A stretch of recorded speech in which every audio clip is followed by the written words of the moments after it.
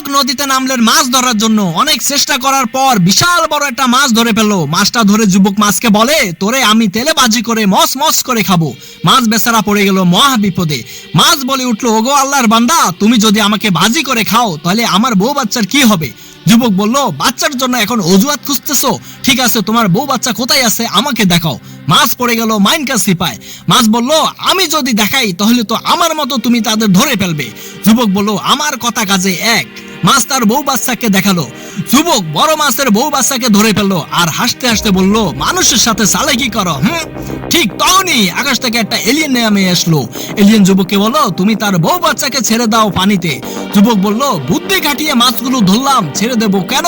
Alien বলল, ওয়াদা ভঙ্গ করা মুনাফিকের কাজ, যা আল্লাহ পরকালে কঠিন শাস্তি দিবে। তুমি বলেছো মাছ ছেড়ে দিবে। যুবক তার ভুল বুঝতে পারলো আর মনে মনে বলতে লাগলো, আরো ওয়াদা দিলে তা ভঙ্গ করা যাবে না।